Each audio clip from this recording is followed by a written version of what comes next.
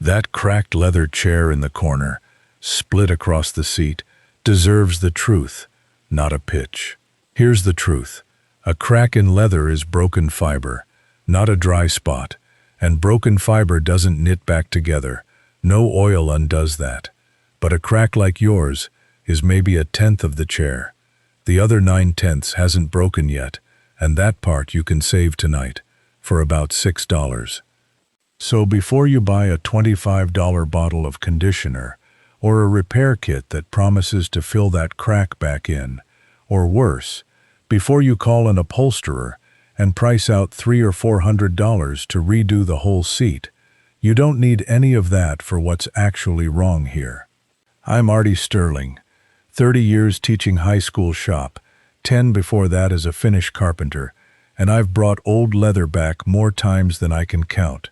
Here's what's actually happening in the hide, because the fix only makes sense once you see it. Leather is animal skin, tanned, which really just means collagen fiber that's been treated chemically so it doesn't rot the way raw hide would.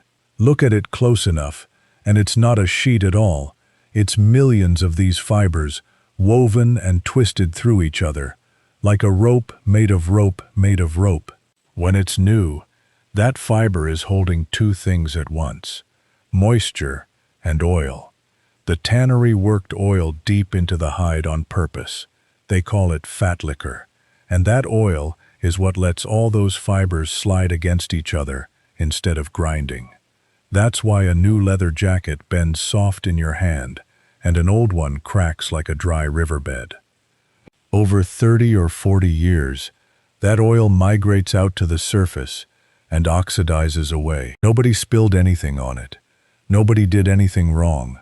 The oil just leaves, slowly, the way it leaves an old cutting board sitting on a shelf. Once it's gone, the fibers lock up tight, and the first time you sit down hard or fold that seat cushion, some of them snap. That snap is the crack. It isn't a stain, and it isn't surface dust. It's structural, down in the fiber, and that's why rubbing lotion on top of it does nothing for the crack itself. What conditioning oil does is get back into the fiber that hasn't broken yet and give it back some of that slide. It will not mend what already tore. It stops the next 90% from doing the same thing. So here's the job, and it's simple. First, clean it. A barely damp cloth, a drop of mild soap, nothing harsher. Oil on top of dirt just seals the dirt in, and you'll have ground-in grime trapped under your new finish forever. Let it dry fully before you touch it with anything else. Second, and don't skip this, test on a spot nobody sees. Underneath the seat cushion, the back of a cushion skirt, somewhere hidden. Oil darkens leather, sometimes by a lot, and once it's dark, it stays dark. You want to know what you're getting into before you commit the whole chair. Third, warm the oil slightly. A proper leather dressing, or plain neat's foot oil, which saddlers have used on tack and harness for over 100 years, and which runs about $6 a bottle at a farm supply store. Lanolin-based dressings work the same way. Do not reach for olive oil or any cooking oil from your kitchen, and I mean that as a real warning, not a preference. It feels like the same idea. It's oil, isn't it? But cooking oils go rancid over time. They can darken leather permanently and unevenly, and they don't carry anything like the fiber-penetrating oils a hide actually wants. And that's a tip that goes around a lot, usually with good intentions behind it, and it's a bad one. Warm oil in a proper leather dressing, applied thin, is worth $6 and an evening. A ruined chair seat from rancid olive oil is not something you get back. Fourth, work it in with a soft cloth, thin coats, thin enough that you're not leaving a wet sheen, and let each coat sit for 20 minutes before you decide whether it needs another. 2 or 3 thin coats beats one heavy one every time. A heavy coat just sits on top and goes gummy. Buff off whatever's left on the surface with a dry cloth.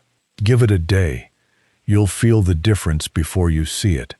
The stiffness backs off, and the surface stops feeling like cardboard. And once you understand that a crack is broken fiber you can't undo, and conditioning just saves what hasn't broken yet, you start seeing it everywhere.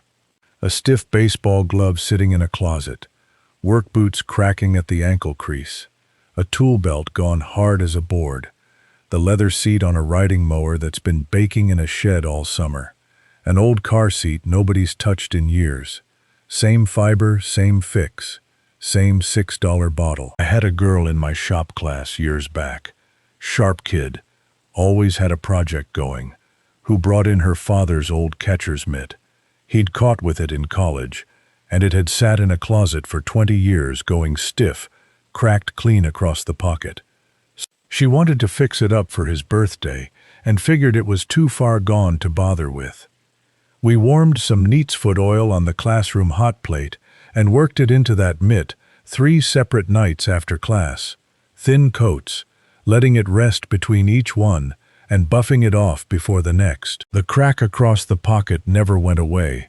I told her straight up it wouldn't, and she was disappointed to hear it.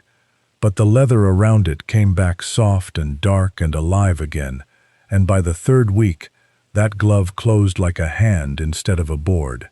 She gave it to her father, wrapped in a dish towel. No box, no wrapping paper. He didn't say much. She told me later he'd gone out to the garage by himself for a while, and when he came back, and his eyes were red, and he never did explain why. So why doesn't anybody tell you this? I don't think it's a conspiracy. There's a whole shelf of leather conditioners in every auto parts store, and every one of them has a marketing budget behind it, because buy the bottle with our name on it is something you can print and sell.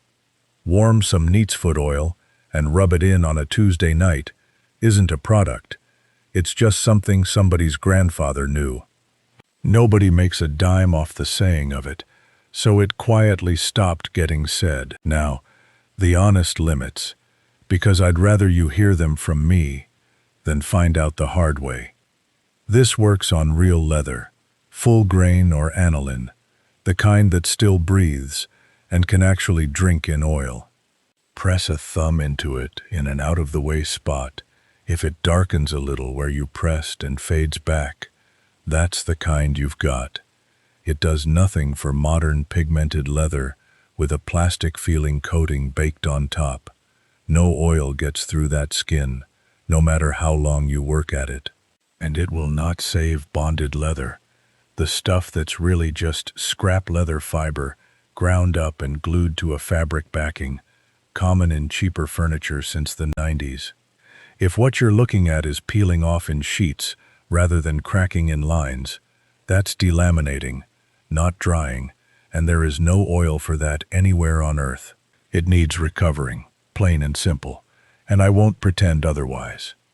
A crack that's gone all the way through, a split, not a crack, where you can see daylight or the cushion foam underneath, is past what oil fixes.